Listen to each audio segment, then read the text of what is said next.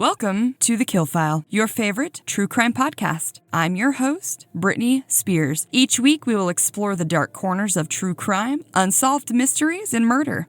Join me as we uncover secrets, investigate evidence, and dive into the chilling details of some of the most fascinating cases. Get ready for a journey into the dark unknown because, in TheKillFile, nothing stays buried forever. Hello, and welcome to episode 101 of TheKillFile. I am so glad that you guys are back for another story. Before we jump into today's case, a few quick reminders. First, please take a moment to rate, review, subscribe, follow on whatever app that you listen on. It helps to boost the podcast for others to find, and it's one of the easiest ways to support the podcast. Thank you so very much. Next, the Hidden Files are on break for now, but they will be back. If you're interested in learning more about this Dark Side podcast, you can find an episode here on the main channel, or you can head over to Patreon to check a few out. Stay tuned for the return date. Next, if you haven't yet, check out the website at thekillfile.com, where you can suggest a case you want me to cover, fill out a listener files form to share your own true crime experience with us all, or learn about how the Kill File got started. While you're there, check out the merch shop and see all of the funny and fun true crime gear that we have for you. Don't forget to pick out a shirt, as it could be you who wins the merch giveaway this summer. Finally, please don't forget to follow us on social media and take a second to share the podcast with anyone that you know who loves true crime. We're on Blue Sky, TikTok, Instagram, Facebook, and YouTube. Thank you guys for all that you do. Okay, that's it for business. Let's talk about today's case. Today, we are going to talk about a couple, Cynthia Coffman and James Marlow. Trigger warnings for today are going to be domestic abuse, rape, sodomy, and murder. Let's jump in. Today's story is going to keep us right here in the United States, back in November of 1984, when two people who were wanted in the disappearances and possible homicides of a few victims were arrested in a place called Big Bear, California. So, what was life like back in the 80s when these monsters were finally apprehended? Well, the biggest things of note were shifts in things like politics, technology, cable TV, and it was believed that bigger was ultimately better. MTV was making itself known by completely dominating different aspects of life for many kids and young adults alike. It was the epitome of culture, with music videos, fashion icons, and unstoppable trends like huge hair and hip-hop. Some of the first more popular personal computers, like the Commodore 64 and the Apple Macintosh, made their way to the scenes of offices and homes. Oh gosh, do you guys remember like the first real computers that you saw or had in school? Like nowadays, my kids have their own laptops from the school all year long, including summers, but back when we were growing up, myself in the 90s, those things were huge and clunky, and it was like a very big deal to go to computer class. Everybody loved it. Besides watching MTV, kids and youths enjoyed hanging out at the malls and shopping centers because there was nothing better to do. And when you left your home, no one would be able to get a hold of you until you made it back to a landline. Just Say No was a huge tagline on the war against drugs, and the HIV/AIDS epidemics were hitting the various communities of people, while they had next to no help for quite some time. This brings us to November 14th, 1986, when both Cynthia Coffman and James Marlow were arrested on the run for various crimes. But let's go back to learn a little bit about the two, where they came from, and how they found each other before we delve into their crime spree. James Gregory Marlow was born on May 11th, 1956, in Ohio to parents Jeff and Doris Marlow.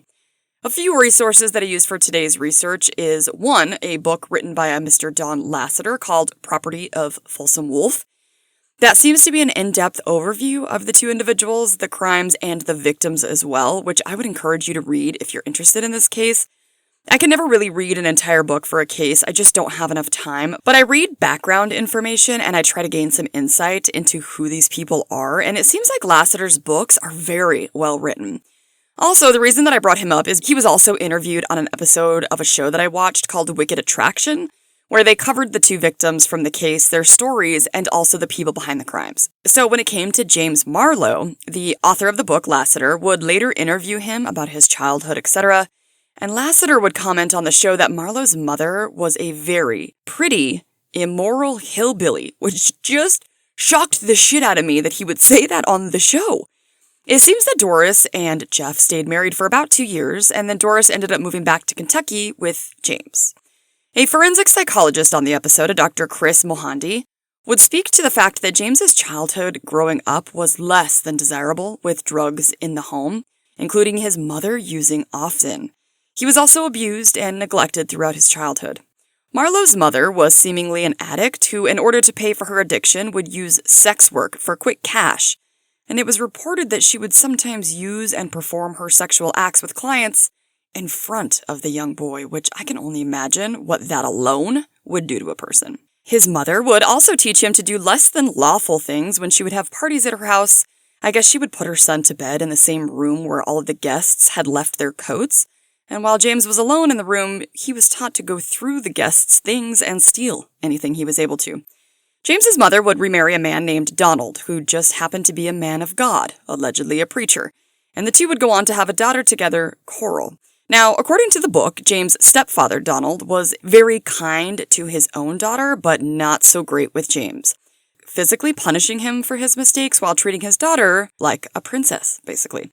The family was poor and had scarcely any food, and eventually, from the lack of nutrition, Coral would develop health issues. Doris continued her habit of drugs and partying and seemingly wanting to pawn her children off on whoever she could. There was one particular instance where Doris was said to have asked a neighbor to watch her kids for a little bit while she ran to the store, and she didn't come back for like a month.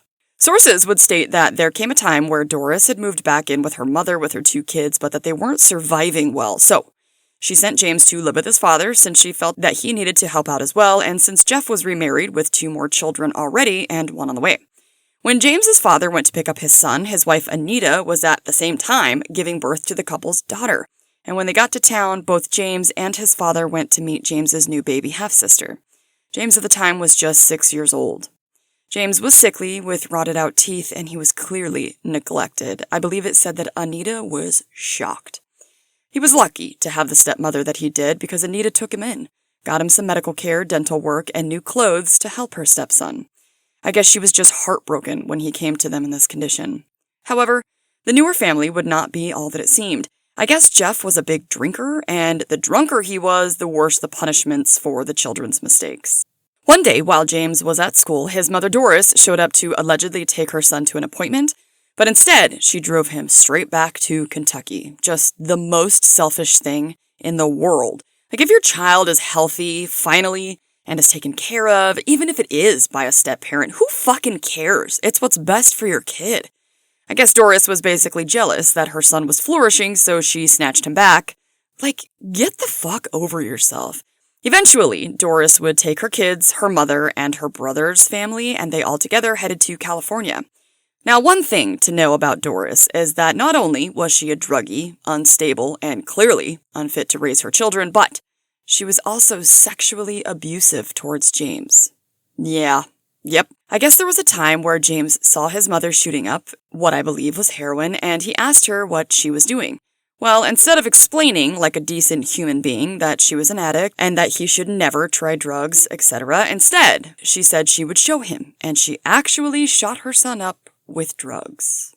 It gets worse. When the author, Lasseter, was interviewing Marlow, he would state that while he was visiting James and interviewing him, that James, quote, freely admitted that he had been seduced into having sex with his own mother. Ugh, that poor fucking kid, right?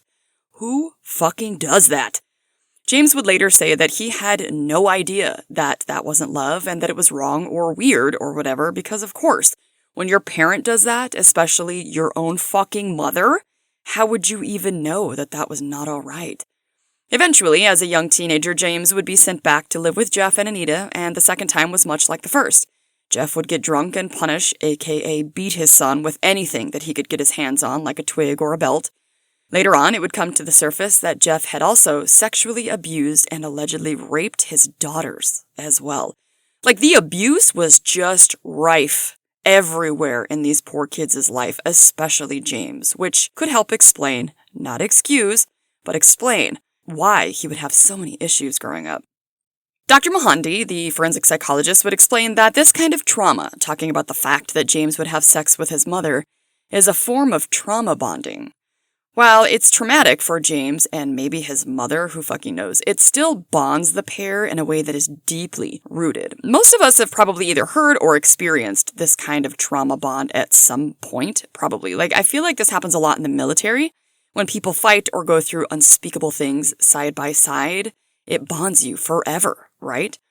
By the time James was 16 years old, he would be on his own in California, and some sources would say that he eventually would go on to be married 3 different times, but other sources would say it was more like 6. Either way, it was probable that James may have had a hard time making and keeping meaningful relationships, maybe because of his own fucked up relationships with his mother and father.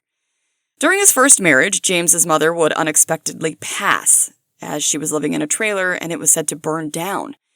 This was such a huge shock and tragic experience for James that it would kick off a downward spiral where he could just not cope with the loss of his mother. It was the catalyst of him taking off and leaving his first wife in a pattern of using and abusing women throughout his life. Dr. Mohanty would explain that his mother had most likely instilled that habit into him, seeing women as sexual objects rather than people. James had been passed around, left, and neglected so much of his life that it would make sense that he had this own habit or pattern with his life as well, using women and then leaving them before they had a chance to hurt or leave him. It seems that James had a very angry view towards women, but at the same time, he wanted to be loved by them, which must have been just very confusing. Truly, this man needed some professional help with everything that he went through as a child, but of course, that is not what happened, or we wouldn't be discussing him, right?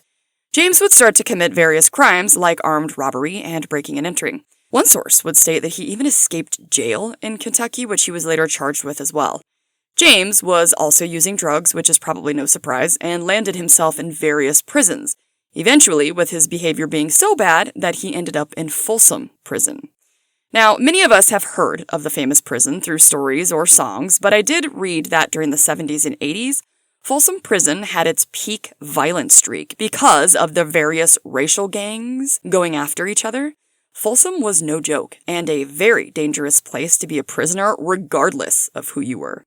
While James was there, he would get quite a few prison tattoos, which I saw in some pictures, and one was definitely an ugly-ass swastika, which is just so fucking gross. He also got a bigger tattoo of a wolf that was howling at the moon. Because of this, people in the prison would dub him the Folsom Wolf. I can't remember if he had that name tattooed on him or not, but after this first stint there in 1983, he was released and not tied to any other crimes that we know of until he was sent back in 1986. This is when his cellmate would describe to him his girlfriend and how wonderful she was, just fun and wild. Well, James actually got out of prison before his cellmate just 5 days after he met him. So when he got out, he went straight to his cellmate's girlfriend's house to meet her. And this is where he would meet Cynthia Coffman, future partner in crime.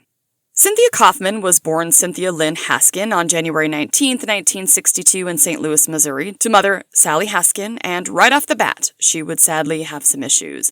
It seems that within the first few weeks of her life, Cynthia would scream bloody murder any time that she was picked up or even moved, due to the fact that she had been born with a double hernia. I guess because she was a baby and she couldn't help it, she would cry and kick, which made the pain worse for her, so it just set off a loop of suffering for the poor baby. Dr. Mohanty would discuss that the initial part of a mother's bond with her baby has a lot to do with holding her child, which Sally wasn't able to do without causing her daughter pain. In the book, she described having to push the hernia back in when it would bump out, visible on her hips and her groin. But the doctor wouldn't do any surgery until she was at least 1 month old because she was so small and frail. Eventually, Cynthia was able to have the surgery, and life with her 1-year-old brother could start with their mother. Cynthia's parents met when Sally was just 18 years old, and Cynthia's father, Bob Haskin, being 22. Sources said that Sally wanted to be a singer her whole life, and now having 2 babies, this dream would seem further and further away. When Cynthia was just a baby, I guess she bonded with her father, but she didn't really seem to connect with her mother as much. I wondered if she had associated her mother in some way with, the pain of having to push those hernias back in, or because her mother was probably around all of the time when Cynthia was in pain. By the time Cynthia was almost 3, her brother Robbie was 4, Sally found herself pregnant again. Bob and Sally's marriage was already getting to the point where they would physically fight until the kids would scream and cry, which made them usually stop. However, on one occasion, little Robbie accidentally spilled the beans that Bob was having an affair, probably not knowing exactly what he was saying, but telling her about the woman who was over. After Bob and Sally had their 3rd child, a boy named Jeff, the couple decided to split. Sally and Cynthia had a tumultuous relationship, which definitely could have stemmed from the fact that Sally was still really wanting to be a singer. So it was said that she would leave her kids with relatives anytime she could. In turn, Cynthia would start to become a rebel, which totally makes sense, with her father leaving and her mother abandoning her to do her own thing. I can imagine that makes the already common rebellious streak much worse. Dr. Mohanty would describe that he seemed to feel that Cynthia had antisocial personality disorder, aka psychopathic traits, and he focused on her need for attention, but also saying that people sometimes with this disorder seek out drama, maybe even chaos, which I wondered if that could stem from not feeling maybe they need to feel something stronger in order to just feel. I have no fucking clue. It was just a thought. Sally was struggling to afford care on her own for the 3 children, and when she desperately asked her parents for help, despite the fact that she was working full-time and actively looking for another part-time job, her father basically said it was her problem and they didn't offer her any help. Great parenting, I guess. Cynthia eventually took on a second part-time job, a job as a cocktail waitress, where she would have to dress up similar to a bunny with a push-up bra just to try to keep paying the bills. Eventually, when her secretarial job's boss found out that she was working as a cocktail waitress at night, he fucking fired her, which was like, what the fuck? Who would do that? This poor single mother with 3 kids is just doing what she has to do to get by, and gets fired from her main source of income? What a piece of shit. Anyways, down the road a little, Cynthia's mother would end up remarrying a man who kind of laid down the law when it came to the rebellious Cynthia. She got along with her younger brother Jeff wonderfully, but her older brother and mother were not the biggest fans of Cynthia's shitty attitude, and she didn't like them either. Then, her businessman stepfather said, if you're going to live here, you're going to live by our rules. Cynthia decided that this is when it was time for her to dip, so she ran away. Just 3 months after leaving, Cynthia headed back to her home, pregnant. Although her parents wanted her to give the baby up, she wanted to keep it, so that's what she did. She went back to the baby's father, and the 2 were married. However, life was not easy for the young couple.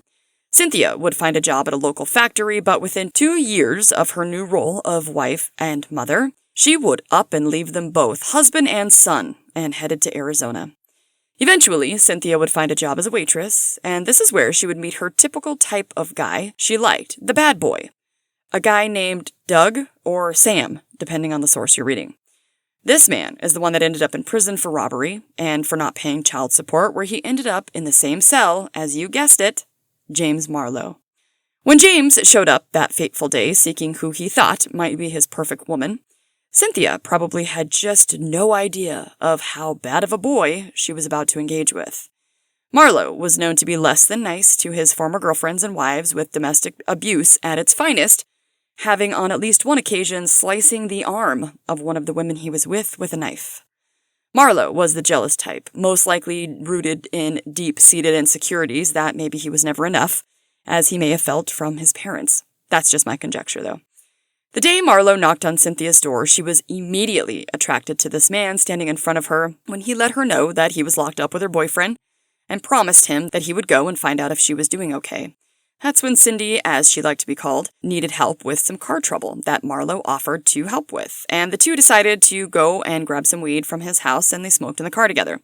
When Cindy found out that her boyfriend was being moved 500 miles away to a part of Arizona that she would have to drive to and bail him out, she did. The couple then took a little vacation to Utah before heading back to Barstow, California, which maybe is where Cindy was living at the time that she had met Marlowe. Long story short, Cindy ended up driving Marlowe on a drug deal to pick up some meth, where the 2 bonded, and eventually the pair started dating. One thing that Dr. Mohanty spoke about was the fact that people with ASPD, as he believed Cindy had, not sure about Marlowe, but definitely Cindy, he said that they are angered easily and can be very irritated, impulsive, and maybe even overreactive and easily frustrated. As the 2 were dating, it was said that they moved in together, where their fights were fueled by drugs and possibly multiple personality disorders, and definitely some trauma on Marlowe's end for sure. The fact that Cindy was always a rebellious person that had a hard time getting along with people didn't seem to bother Marlowe. In fact, he seemed to love that she was wild, and their relationship quickly became intense, feeding off of each other, almost giving each other power in that way. It almost seemed like a mob mentality type situation where maybe they wouldn't have been quite as bad if the 2 of them hadn't gotten together, Neither of them were great people, but when they were together, they were even worse. The two would get married towards the end of July pretty quickly, somewhere in Tennessee. Just dysfunction, drugs, and sex, with some possession as well. On one occasion, the two got into a fight. Marlow was jealous of something that had happened, so he threatened Cindy with a pair of scissors, saying that he was either going to cut off her hair or cut out her eye. She needed to choose. She obviously chose the hair because she didn't want to lose her frickin' eyeball, so he cut off all of her hair to like a pixie-type cut, but even shorter, in some type of punishment or something. I think she had that cut when they were arrested. He also decided that she was going to get a tattoo. One source said it was almost like a branding, one source said that it was like a wedding gift, but on her butt cheek, Cindy would get the words, "Property of the Folsom Wolf," tattooed. The crime spree would begin when the couple had robbed a home where they had acquired what was said to be a shotgun, but soon after, their crimes would turn deadly. On October 11th, 1986, a 32-year-old woman named Sandra Neary had left her house in the Costa Mesa area and headed to an ATM to grab some cash. Unfortunately, Sandra would never return home. The couple happened upon Sandra as she was at the ATM, where they forced her to take out $400, and then they took her to an isolated area before Marlow ultimately raped and strangled her. Cynthia later confessed that she held the woman down as Marlow then strangled her to death. The authorities were able to locate her car in the parking lot of the ATM machine, but she was nowhere to be found. 2 weeks after her disappearance, hikers would come upon the naked body of Sandra, where they would find post-autopsy that she had been raped and manually strangled. On October 28th, 35-year-old Pamela Simmons had been reported missing after she, too, had been using an ATM, this time in a place called Bullhead City, Arizona, where Pamela worked as a legal secretary. Pamela was taken at knife point after the couple forced her to withdraw several $100s from her account that they then took from her. The authorities were able to find Pamela's car not far from the police station, actually, and figured that she was unfortunately abducted as she was trying to get out money. It made me wonder if they were just sitting there waiting for women who were alone to get cash out and then snatching them. Marlow and Cynthia then drove Pamela out towards an isolated area where it was alleged that Cynthia held Pamela's arms back while Marlow proceeded to strangle the poor woman. This time, it would be found that the strangulation would be committed by a ligature. In fact, it was Pamela's own pantyhose. Like, why, though? Why wasn't robbing her enough? They could have just left her alone after they took her money or even her car. Why did they take her life? The couple then dumped Pamela's body somewhere in the Mojave Desert before fleeing the area. On November 7th, 1986, the murderous couple would come upon their next victim, a young woman named Karina Novis, who was only 20 years old at the time, reportedly leaving the ATM. I guess the couple convinced the young woman that their vehicle had broken down and asked if she would be willing to give them a ride. As the nice young lady was giving the weird couple a ride to wherever they wanted to go, allegedly they had mentioned they figured that she was a student at a nearby college in Redlands University, because that's where they were located, in Redlands, California. Maybe they convinced Karina that they too were students, but as they drew near to the university, it was said that Marlow pulled out a gun from his suit coat, pushed it into Karina's side, and told her to pull over. Karina allegedly told the pair that she didn't have anything valuable on her, as Marlow yanked the girl over to him to the passenger side, and Cynthia jumped into the driver's seat. Marlow then told Cindy to drive them all to a guy's house that they knew and had spent the night before at, a quote-unquote friend named Richard Drinkhouse. The couple took the young woman inside, the said-to-be disgusting apartment full of cigarette butts and beer cans, and into the bedroom, where Marlow ordered Karina to sit on the bed, with laundry scattered all over the floor. Marlow then handcuffed the poor thing to the bed before telling their host, Rick, that the only reason that they had brought her there was to get her bank card PIN so they could rob her. Drinkhouse would later confess that he was curious what was going on, but that he could only hear low talking, and when he tried to peer in, he couldn't really see anything. Then Marlow told him to stay in the living room before his own sister, Coral, entered the house for a visit. Marlow then told his sister that they had a captive in their bedroom wanting to rob her. He went back into the bedroom, and a few minutes later, Rick heard the shower running, which he thought was weird. During later confessions, Cynthia would say Marlow was finally able to get the young woman's PIN number before he taped her mouth shut and announced they were going to take a shower. Cynthia would describe how, allegedly, Marlow took off the woman's clothes, placing her in the shower, and then removing his own, getting into the shower with her, with Cindy then saying she knew that Marlow was going to rape the woman, so she walked away. After the shower was finished, Karina got dressed. Of course, in court, it would come out that there were two sides to each of these stories, Cynthia's and Marlow's.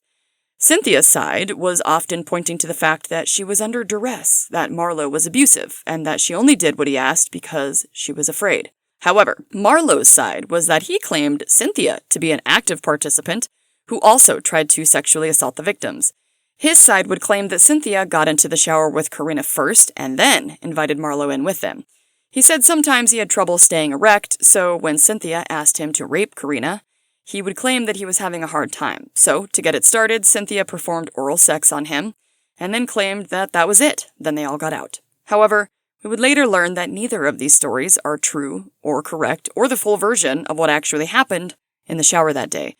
When Marlow and Cynthia decided that it was time to leave with Karina after she had asked when she was going to get to go home, Drinkhouse would specifically see the kidnapped woman, whose hands were tied behind her back, duct tape on her mouth with a green jacket on, leaving with the couple.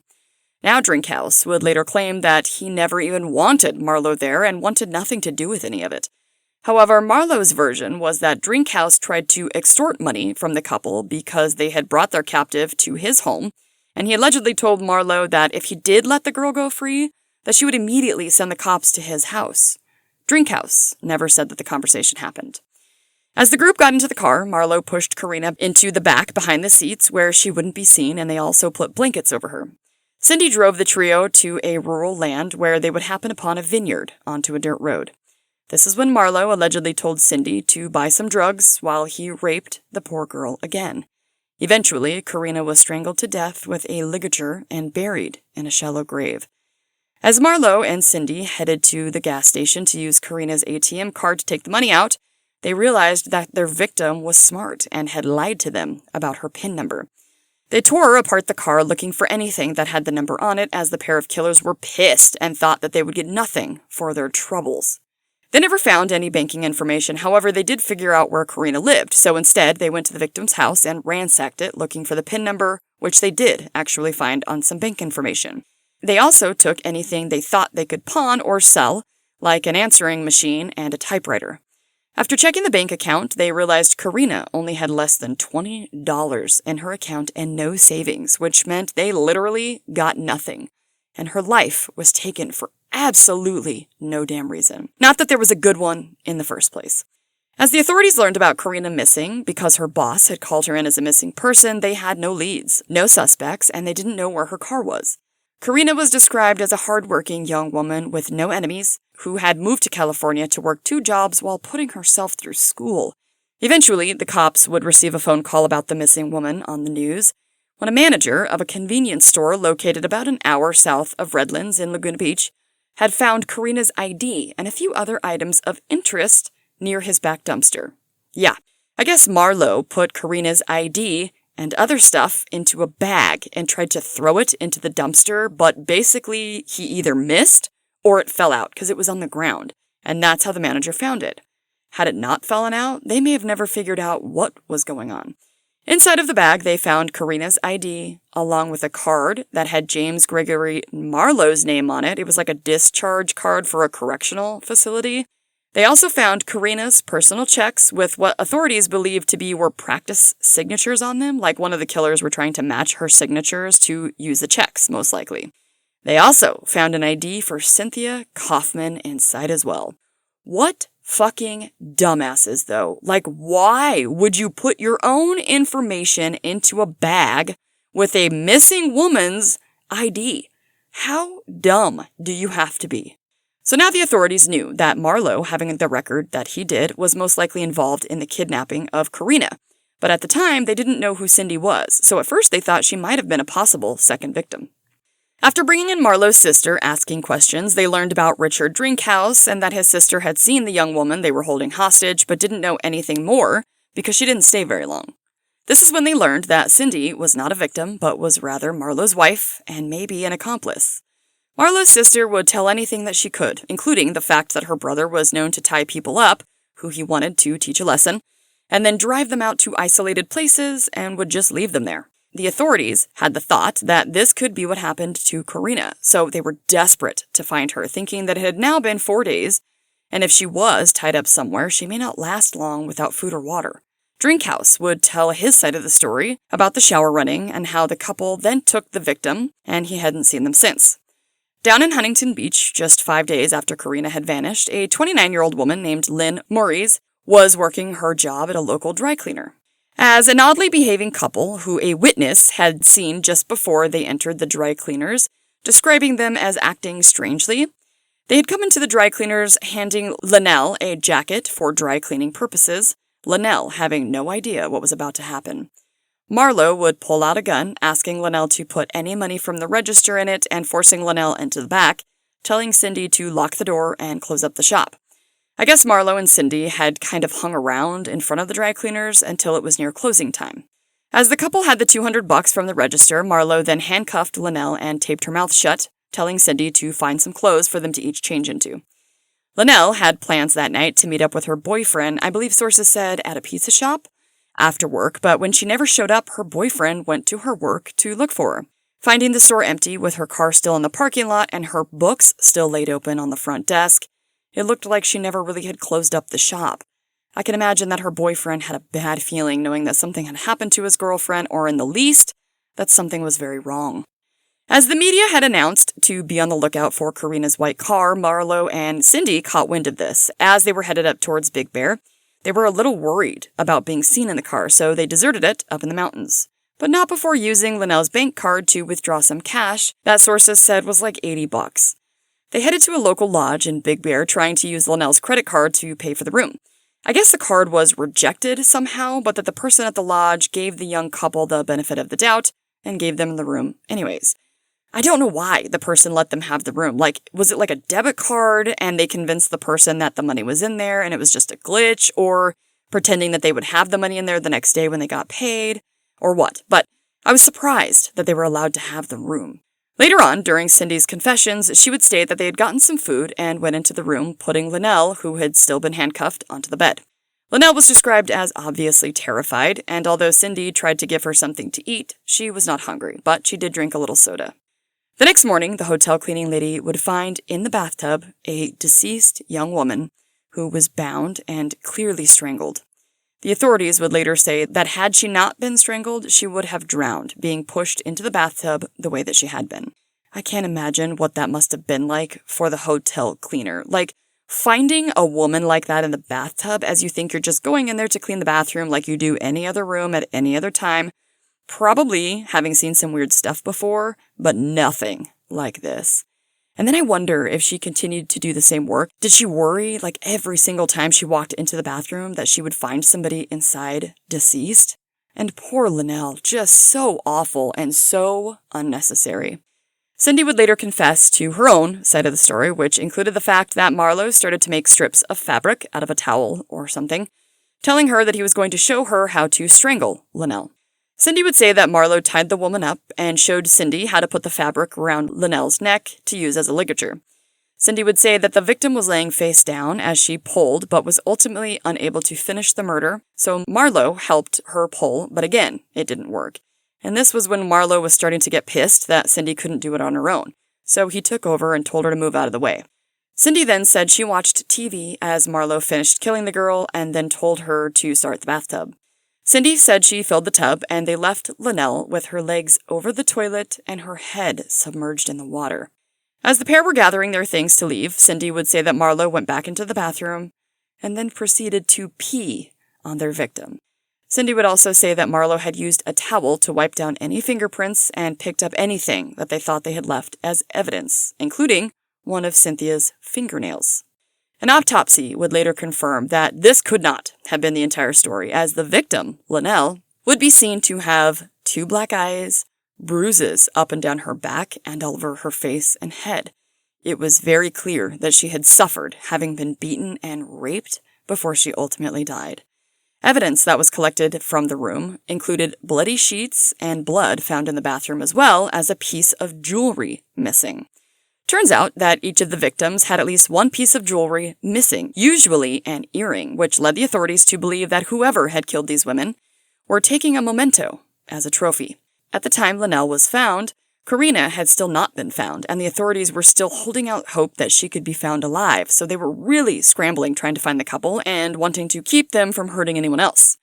When the authorities got word that the couple were up in Big Bear, they started searching for them everywhere and not holding anything back. They used helicopters and any other resources that they had at their disposal, concerned that the couple would continue their crime spree and find another victim to kill and rob.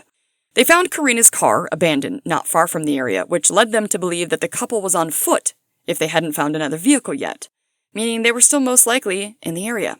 Luckily, they were correct. Although Marlow and Cindy had gone to another hotel, they had used Linnell's credit card, getting a room for two, which, of course, the authorities could now track. Like, duh. At a local restaurant, witnesses would say they immediately noticed the odd-looking couple that were completely overdressed, with the man wearing a suit and the woman a nice dress with buzzed-looking hair. They stuck out like a sore thumb at the not-so-fancy restaurant.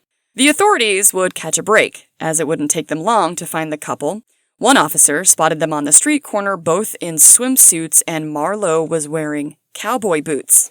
The two were immediately arrested, as neither of them resisted, one officer commenting that it seemed like the two knew that their crime spree had come to an end, and there was no use fighting it.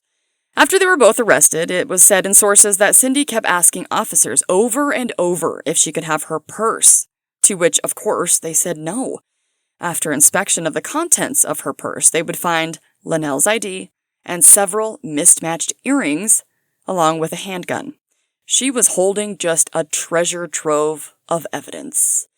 At first, neither of them really said much. They didn't admit to anything and didn't confess, with one officer saying they seemed to want to play mind games with the authorities, or at least for Marlow. The authorities noticed that Marlow seemed to take pride in the fact that he was intimidating towards others and would not tell them if Karina was still alive or not. Eventually, as they pressed the couple, Cindy would be the first one to break. She tried to use the acting under duress card, basically stating that she was afraid of Marlow and had to do as he said, trying to play up the fact that Marlow was controlling, and she was just another innocent victim in all of this. The authorities weren't buying it for a second. If that were the case, then why did they find a gun in her purse? And if she had a gun, why didn't she use it to get away from Marlow?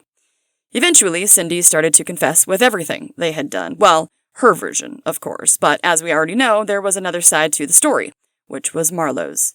The truth probably lying somewhere in between. When the investigators asked Cindy if she thought that Karina may still be alive, she indicated she was probably not, and showed them on a map where she believed Karina to be located. And I have to say, I was kind of impressed with the authorities because they went and searched this vineyard, and they saw like this small patch of earth that had been freshly dug up, but there were some like dead little bushes planted right back over them, like they just kind of stuck them in the ground. And yes, you could tell they were dead, but even near the area of the burial, there was some dead brush around there as well, so I was kind of impressed that they were able to locate her as quickly as they were. Once Marlow found out that Cindy had started to confess and even showed them where they could find Karina, he started telling his own side, saying that he wasn't involved in any of the murders, that he was only a person who robbed people. Basically saying that Cindy was the decision maker and that he was just along for the ride and did whatever he was told to do because Cindy was the one controlling their sex life. The police believed that it was definitely a joint operation, each of them playing their own roles and feeding off each other, with neither of them being in the least bit innocent. Marlow eventually said that although he was the person who killed the women, that Cindy liked it and even partook in the crimes, trying to kill them as well. Each of their defense strategies involved completely blaming the other person as the mastermind and trying to distance themselves from the murders or any blame. Cindy would claim battered wife syndrome, which Dr. Mohanty would explain when this is true, and this definitely does happen.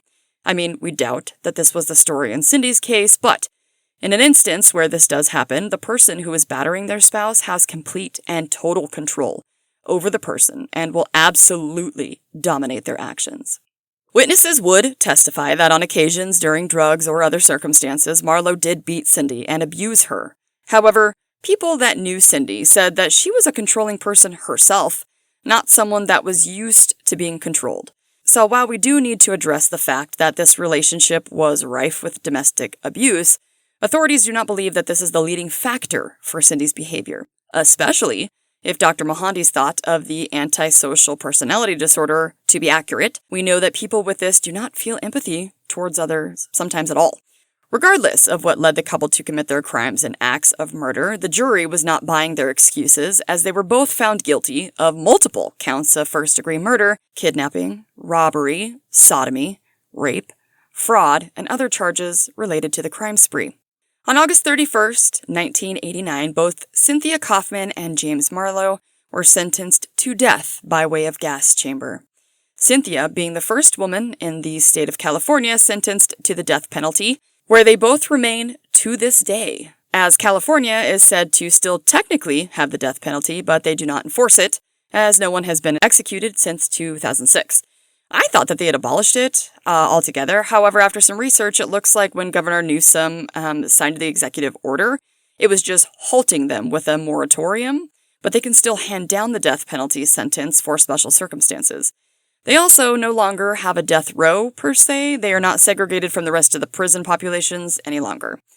As of this recording, James Marlow is still in prison and currently would be about 70 years old, and Cynthia Coffman would be about 64 years old, also still in prison. May they rot until their deaths. And that, my friends, is the story of the Folsom Wolf and his wretched lady, abusers, rapists, murderers, and all-around wastes of fucking air. This case was so interesting to me due to the killer's backgrounds. Like, on the one hand, you have this kid who was just never going to have a chance in life with a mother who abused him, drugged him, raped him. Like, this whole beginning to his life was just one trauma after another, and abandonment by any and all around him, right? That is so sad. No kid deserves that. But it does not excuse his behavior, as there are many people who go through this kind of horrific, abusive childhood, and they don't kill people. But then on the other hand, you have this girl who maybe didn't have it great either, being a little neglected, maybe, or felt unwanted, and she would turn out to be just as bad as the guy she fell in love with. Like, how do you do that kind of stuff to other people's children when you yourself are a mother? I will just never understand that. I agree with the doctor that she definitely has some type of personality disorder, right? To be able to do those types of things and seemingly feel absolutely no regret or remorse. I mean, I understand that if Marlow was physical with her, but she felt loved by him at the same time, that it can be hard to get out of those types of relationships if you want to just feel loved and paid attention to your whole life, and you find it in the wrong places. I feel that so hard. But to me, that has absolutely nothing to do with the fact that she ended up being a murderous piece of shit who abused people herself. I mean, maybe there is more to her childhood that we don't know. I wasn't able to read each and every section of the court recordings during the testimonies and information because it was just a lot. But I will link it in the show notes. Maybe there's a few mitigation factors of some of her bad behavior, but to me, nothing is going to excuse or explain premeditated murder. I mean, they legit laid in wait to kidnap or rob women and then killed them for no fucking reason. It was believed that part of their motivation was financial, although I don't condone it. If you have a drug problem, I can understand robbing people or places. Again, don't fucking do that. But I think that we can all imagine that people aren't thinking clearly, they're desperate, and they just want the next fix. But why, oh why, did you have to kill these women? Truly, as bad as it sounds, they could have robbed them, they could have even raped them, and then they could have fled the state, leaving them alive. Not that anyone should do that or have to go through that, for fuck's sake, but they could have left these women alive. They were caught either way, so it was all for nothing. Sick, twisted bitches, the both of them. Well, I hope you guys enjoyed learning about this fucked up case as much as I did, and remember that when you go to the ATM, to pay close attention to any men or women around you because you never know who they might be. Come on back next Monday when we will cover another case here on The Kill File where nothing stays buried forever. Stay safe, you guys. Bye!